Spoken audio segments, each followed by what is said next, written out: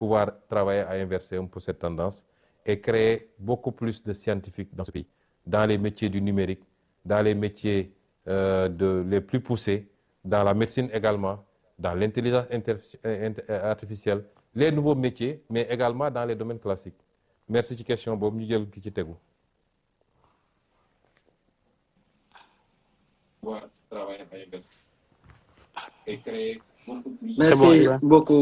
Merci beaucoup, Président. Je pense que comme nous annoncé tout à l'heure, on va donner la parole à un internaute, Saliou. Bu Saliou paré rek ñu daal di dem ci diaspora bi, comme ça ñu épuiser 3 à 4 questions yu ñu déssé. Saliou, vous avez la parole. Salam alaikum président, ñu ngi ziar di la jox sa wàccu record. Ñu lay ziar. Ñaari question yi bu nga xamé dañ ko bëggoon centré ci débat bi moy exemple bi président dafa togon hôtel Méridien mu né parti état lañ wax. Tay ndax Pastef mu ngi sentir bopam influence Pastef ci dans la conduite des affaires de l'État et les orientations stratégiques du gouvernement bi nga xamé dañ ko wara doxal lolou Pastef président dafa mësu tok mu né dafa wara nek au cœur de l'État manam moy état parti. Benen laaj bi moy taxaway bi nga xamné mom le premier ministre bi am ci gouvernement bi en tant que président Pastef lolou dafa wara nek dans la continuité ak yan facteur la am ak influence ci primature bi nga xamné dañ ko wara nek dans la continuité comme leer nañu suñ président parti il va rester toujours à la tête de ce gouvernement. Jërëjëf. Jërëjëf Saliou ci laaj bi daanaka ñaari laaj yi mun nañ ko tënk mu doon benn parce que c'est deux questions qui sont liées. Pastef mooy parti bi nga xam ne moom moo conquérir le pouvoir donte ba mu koy conquérir dissoudre nañ ko te loolu di wone rek doole ak capacité parti boobu donte biñ koy conquérir dissoudre nañ ko juridiquement waaye ñëpp xamoon nañ ni factuellement il y a pas un parti plus existant et plus vivant que Pastef kon Pastef moo conquérir pouvoir bi ànd ceeg ay alliés waaye boo doon jël nu mu tudd 100 jàpp naa ni 90 yi wala lu ko ëpp Pastef la moom moo conquérir pouvoir bi moo tax Pastef moo war a nekk au cœur de la gouvernance parti bi conquérir pouvoir bi ku yaakaar ne mën nga gouverner sans ce parti là da ngay wax lu la neex mais mënul ne te malheureusement am na ñoo xam ne loolu la ñuy dox loolu la ñu essayé gëmloo ay nit ne leen on peut faire sans Pastef. Pastef est au cœur de la gouvernance par ñii nga xam ne moo ŋànk nguur gi parce que ki jiite réew mi di président Diomaye ba léegi dafa revendiquer ni Pastef la bokk loolu la revendiquer kii premier ministre moo jiite Pastef li ëpp ci ministre yi Pastef la ñu bokk député ya la ci ëpp Pastef la ñu plus de 80% de l'Assemblée Pastef lañu kon loolu kan moo xalaat ni mën nañu gouverner réew mi sans Pastef mu des nag lan mooy impact Pastef ci gouvernance bi man de tant que je serai premier ministre la gouvernance va refléter le combat de Pastef xeex bu mu jar nañ ko xeex ci biir la gouvernance va refléter lépp loo xam ne jàpp naa ni lii bokkul ak di taxaw ñuy xeex dinaa ne déet ba tëdd ci suuf te su ma ko mënee bloqué ko su ma ko mënee delloo ko tant que je serai premier ministre moo tax ma ne ñaari dafa lënkaloo lan mooy avenir u Ousmane Sonko dans le gouvernement man je vous ai toujours dit que je ne me focalise pas sur un poste particulier am na ñoo xam ne tey su bëggoon jot li ñuy dox mooy nu ñuy fexee ba Ousmane Sonko bañ a nekkati premier ministre parce que fileeg maa ngi fi la ñu bëgg mu yomb ci ñoom ay lobby la ay ba ci suñu biir ba suñu biir ma wax leen ko am na ñoo xam ne tey seen pexe su wangoo mu doon jot mooy dañuy dem sax di déyaate di wax lu ne waaye nañu fexe moom comme affaire am dafa métti mbir mi dafa dëgër et cetera dafa mel ni moom mooy président balaa may dee ñu ne premier ministre super fort man je suis pas un premier ministre super fort man maay le premier ministre bi gën a néew pouvoir dem leen ngeen jël le décret de répartition des services bu Abdallah Boun Dionne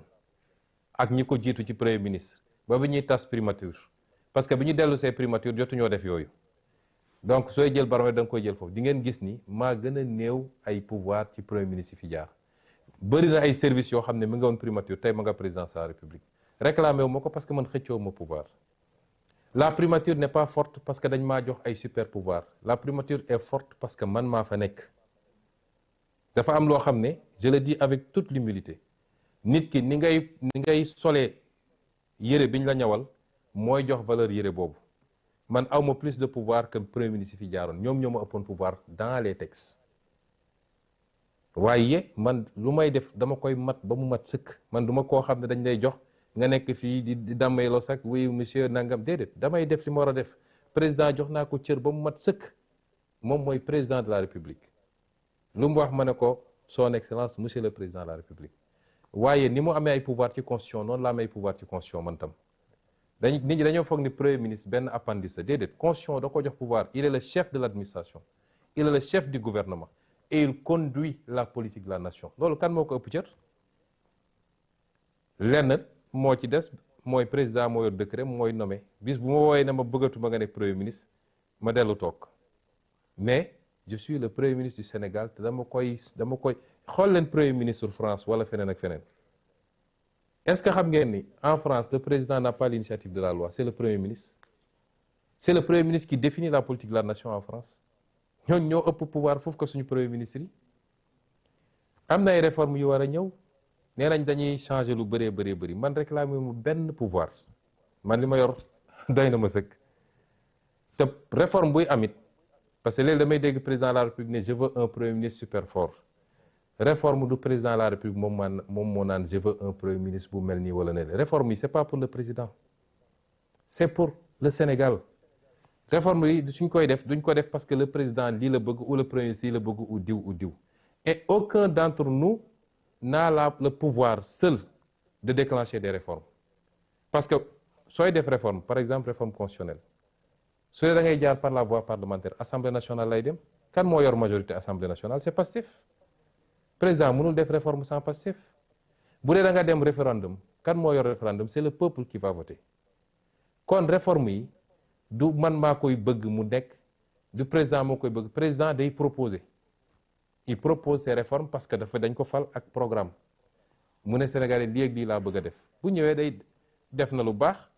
woote na ay assises dajale Sénégal yépp ñu waxtaan bi mu paree yemul ci loolu dafa dajale ay kàngam ne leen assises yi dama bëgg ngeen liggéeyal ma defar ma ko ay textes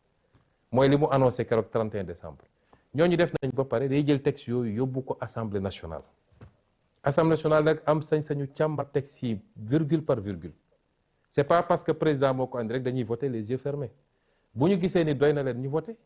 bu ñu gisee doyu leen du ñu voter moo tax nag tant que ñu ngi fii am majorité bu confortable à l'Assemblée yàlla def ma chef de gouvernement ñu am un président boo xam ne président wu Pastef la gouvernance bi dafa war a saf sàpp Pastef bu baaxee ñu xam ni baax na on rendra compte au peuple bu bonee tam ñu xam ni bon na peuple bi jël ses responsabilités c'est comme ça que ça doit se passer bu demeewul noonu it parce que man j'ai pas de problème man poste premier ministre bi yàlla xam na ni la ma ci gën a ragal mooy su ma fi jógee parce que je dis avec humilité après 2 ans nous avons été un verrou contre énormément de choses le système chaque fois je le dis il est encore là te bés bu ma randoo mu def ne ma daan def man loolu moo ci sam problème man premier ministre jëluma ci salaire jëluma ci avantage suba ba ngoon jot damay liggéey ba jaaw kon man je ne me focalise pas sur un poste particulier et je n'essaie pas de faire de l'ombre au président de la République le président de la République a son canal am ses attributions j'ai mes canaux kenn ku ne mën na exister sans pour autant que keneen ki bañ a exister su ñu jàppee ni pour que le président existe il faut que le premier ministre disparaisse foofu juum nañu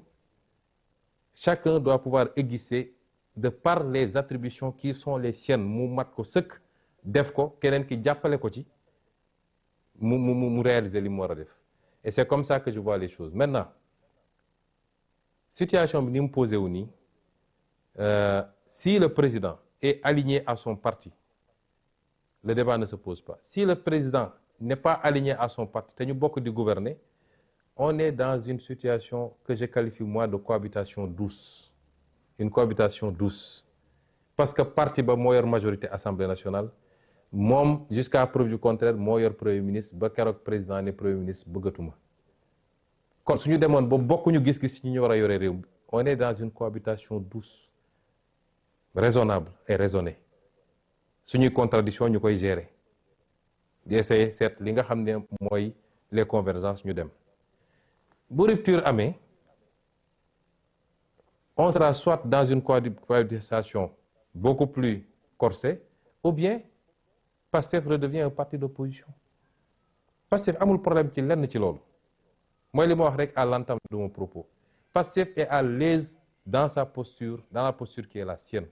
Parce que Pastef est quitte avec sa conscience. Fi mu waroon jaar ak ñëpp jaar na ko fa. Kon mon avenir dans le gouvernement n'est pas le plus important. La ma ci ragal mooy conséquences dommageables yenn situation yi mën a am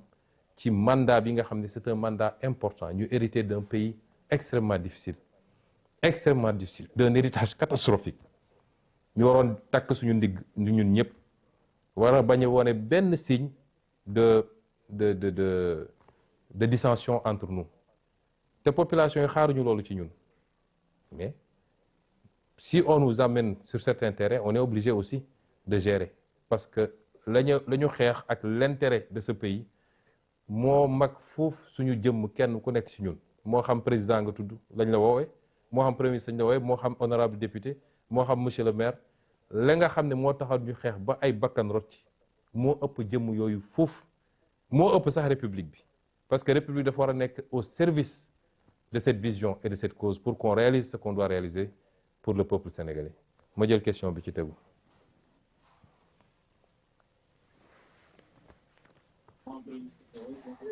Merci président. Dañuy dem ci diaspora bi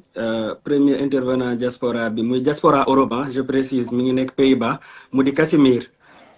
diñ lay jox kàddu gi bu ñu paree ñu dem diaspora Afrique question yi bu gënee gaaw rek comme ça comme ñu ngi jege ndogu ji